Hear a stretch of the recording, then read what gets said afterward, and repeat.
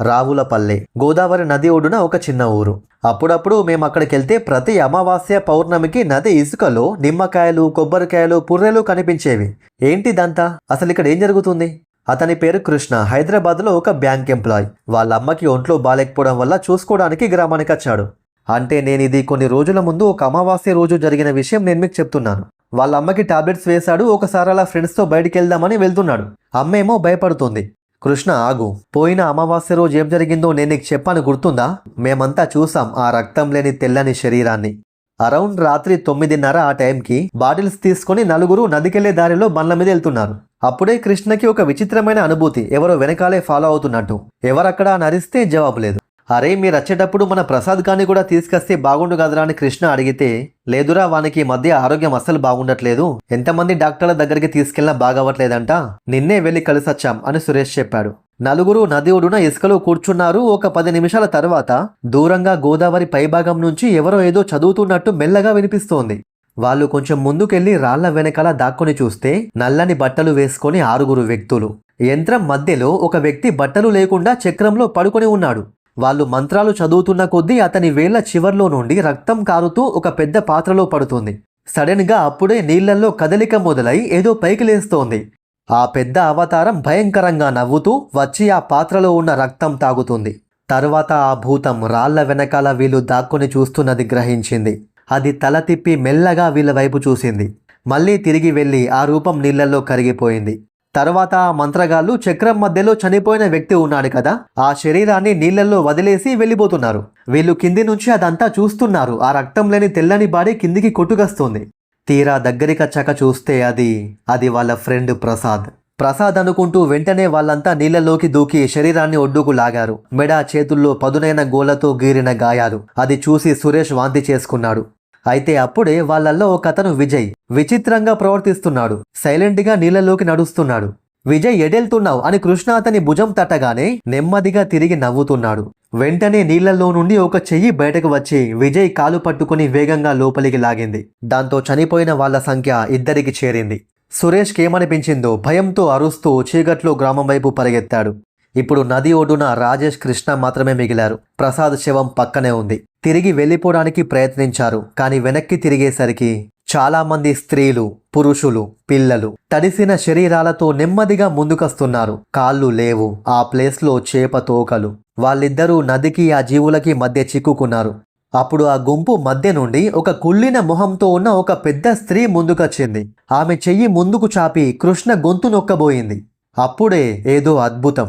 గ్రామం నుండి మంత్రోచ్చారణలు, శంఖనాదం వినిపించాయి. శివయ్య అనే ఒక వృద్ధ పురోహితుడు 20 మంది గ్రామస్తులతో కలిసి వస్తున్నాడు. అందరి చేతుల్లో దీపాలు, శంఖాలు. ఆ శబ్దం వినగానే భూతాత్మలు వెనక్కి తగ్గి విపరీతంగా అరుస్తున్నాయి. తర్వాత శివయ్య ఇంట్లో వాళ్ళంతా కలిశారు.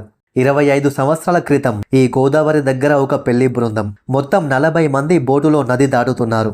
అప్పుడే పెద్ద గాలివాన వచ్చి బోటు తిరగబడిపోయింది. ఒక్కరు కూడా బయటపడలేదు. ప్రతి అమావాస్య రాత్రి వాళ్ళు బయటకు వస్తారు. మరి ప్రసాద్, విజయ్ వాళ్ళిద్దరూ కూడా ఇప్పుడు ఆ గుంపులో భాగం. 1 నెల గడిచింది. మళ్ళీ అమావాస్య వచ్చింది. కృష్ణ, రాజేష్, శివయ్య ఇంకా 5 గ్రామస్తులు నది దగ్గరకు వచ్చారు. మంత్రాలు చదువుతూ ఉండగా భయంకరమైన గాలి, మెల్లగా నీళ్లు సుడి తిరుగుతూ మధ్య నుండి 40 మంది ఆత్మలు బయటకు వచ్చి చుట్టూ చేరారు. అయితే ముందు వరుసలో ప్రసాద్, విజయ్ ఉన్నారు. కానీ వాళ్ళిప్పుడు స్నేహితులు కాదు, కేవలం ఆత్మలు పట్టుకున్న శరీరాలు మాత్రమే. అప్పటి వరకు ఎంతో మంచి స్నేహితులుగా ఉన్న ఆ ముఖాలు ఇప్పుడు వాళ్ళను చంపడానికి మీదికొస్తున్నాయి. అది చూసి కృష్ణ, రాజేష్ల గుండె బరువైపోయింది. శివయ్య వేద మంత్రాలు చదువుతూ ఉండగా అందరి ఆత్మలు శాంతి పొందాయి. ధన్యవాదాలు చెప్తూ ఒక్కొక్కటిగా వాళ్ళు కాంతిగా మారి ఆకాశంలోకి వెళ్ళిపోతున్నారు. చివరిగా ప్రసాద్, విజయ్ కళ్ళల్లో కృతజ్ఞత. వాళ్ళు నవ్వి అదృశ్యమయ్యారు. కానీ కృష్ణ మనసులో ఒక బాధ ఇంకా ఉంది. వాళ్ళ కుటుంబాలకు ఏం సమాధానం చెప్పాలి అని. వాళ్ళు గ్రామంలోకి ప్రవేశించగానే ప్రజలు గౌరవంతో చూస్తున్నారు. కృష్ణ ఇంటికి చేరుకున్నాడు. ఆ తర్వాత రోజు రాత్రి అమ్మ భోజనం పెడితే తిని గదిలోకెళ్ళి పడుకున్నాడు. రాత్రి 11 గంటల టైంలో ఇంకా నిద్ర పట్టట్లేదు. ఫోన్ చూస్తూ ఉన్నాడు. అప్పుడే తలుపు బయట చప్ చప్ అని తడి అడుగుల శబ్దం. కిటికీ దగ్గర ఒక నీడ నిలబడి లోపలికి చూస్తోంది. గది తలుపు మూసి ఉంది. కానీ తలుపు కింది నుండి నల్లగా, జిగటగా, కుళ్ళిన వాసనతో నీరు లోపలికి కారుతోంది. కృష్ణ గుండె పగిలిపోయేంత వేగంగా కొట్టుకుంటుంది. నిన్నటితో తతంగమంతా అయిపోయింది కదా, మళ్ళీ ఇదేంటి కొత్తగా? అప్పుడు నీటి మధ్య నుండి ఒక ఆకారం పైకి లేస్తోంది. చేప తల, మనిషి శరీరం, పాము తోక. కృష్ణ, నువ్వు నా సేవకులను విముక్తి చేశావు, కానీ నేను విముక్తి పొందలేదు. ఇప్పుడు నువ్వు నా కొత్త సేవకుడివి శాశ్వతంగా. నేను నీకోసమే వచ్చాను కృష్ణ అని అంటుంది. అంటే నిన్నటి ఆత్మలు వేరు, ఈమె వేరా? ఆ జలకాంత ముఖం చాలా దగ్గరగా వచ్చి నాతో రా అంటూ అతని మెడ మీద చేయి వేసింది. అప్పుడే హఠాత్తుగా శివయ్య గదిలోకి పరిగెత్తుకుంటూ వచ్చి చేతిలో పవిత్ర త్రిశూలం పట్టుకుని ఆమె వైపు చూపించాడు. జలకాంత నొప్పితో రోదిస్తూ, ఇది అంతం కాదు, నేను తిరిగి వస్తూనే ఉంటాను. మరుసటి రోజు శివయ్య అసలు కథ చెప్పాడు. 1000 సంవత్సరాల క్రితం ఆమె ఒక రాజు కూతురు. ఒకరోజు తండ్రికి చెప్పకుండా గోదావరి స్నానానికని వెళ్లి తెలియక లోతెక్కువగా ఉన్న ప్రాంతానికెళ్లి నీళ్లలో మునిగి చనిపోయింది. ఎంతో జీవితం అనుభవించాల్సి ఉన్న ఆమె అకారణంగా చనిపోవడంతో ఆమె ఆత్మ ప్రేతాత్మగా మారి నదిలో ఒక జలకాంతగా బాధతో క్రోధంతో ఉంది. మరి మనం ఆమెను శాశ్వతంగా ఆపలేమా? చాలామంది అది ప్రయత్నించి చనిపోయారు. ఏంటది చెప్పండి, నేను చేస్తాను. నువ్వు జలకాంతను ఎదుర్కోవాలి. నది లోతుల్లో ఆమె నివాస గుహలోకి వెళ్ళి ఆమెను యుద్ధంలో ఓడించి ఆమె నిజమైన ఆత్మను నాశనం చెయ్యాలి. కృష్ణ నిర్ణయం తీసుకున్నాడు. తదుపరి అమావాస్య రాత్రి నేను ఆమె గుహలోకి వెళ్తాను స్వామి అని చెప్పాడు. ఇంకా 25 రోజులున్నాయి. కృష్ణ శివయ్యతో కలిసి శిక్షణ తీసుకున్నాడు. కానీ అత్యంత కష్ట శిక్షణ మానసికమైనది. సమయం రానే వచ్చింది. అమావాస్య రాత్రి కృష్ణ నది ఒడ్డున నిలబడ్డాడు. గుర్తుంచుకో కృష్ణ, మంత్రం చెప్తూనే ఉండు, అప్పుడే నువ్వు నీటి కింద శ్వాసించగలవు. అమ్మ ఆశీర్వాదం ఇచ్చింది. గాయ్స్, వీడియోలో ముందుకెళ్లే ముందు కొంచెం వీడియోని లైక్ చేయండి.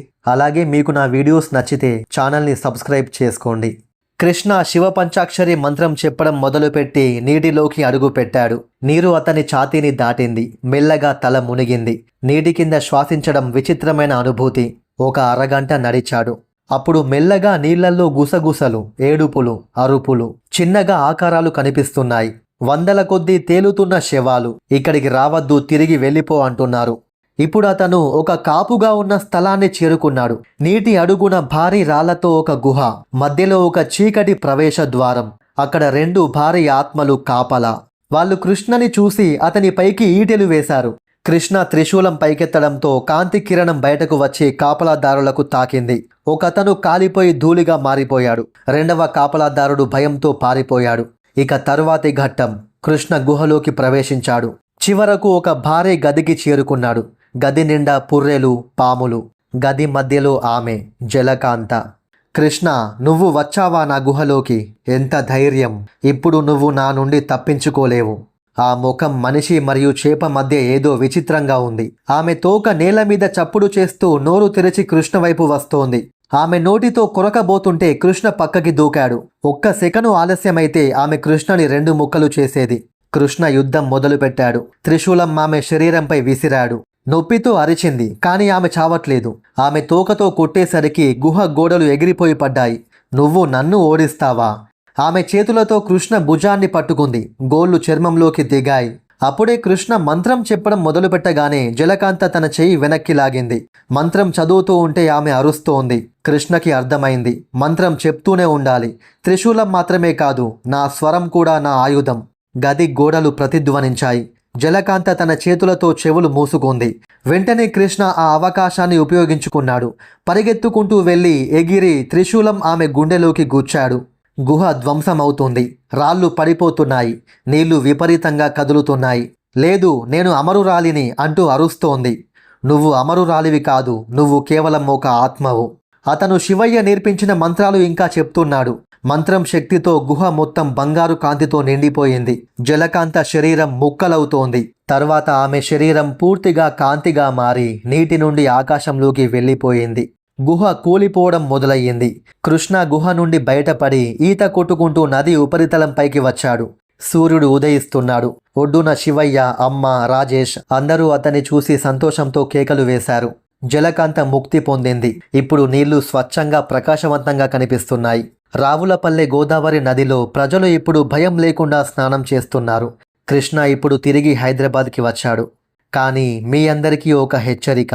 మీరెప్పుడైనా అమావాస్య రాత్రి గోదావరి నది దగ్గరికి వెళ్ళినట్లయితే జాగ్రత్తగా ఉండండి.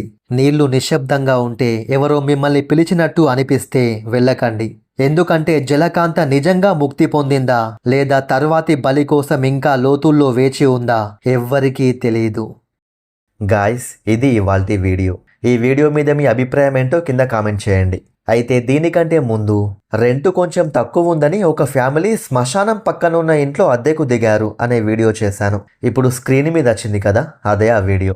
మీకు వీలైతే ఒకసారి ఓపెన్ చేసి చూడండి. Thank you for watching. జై హింద్.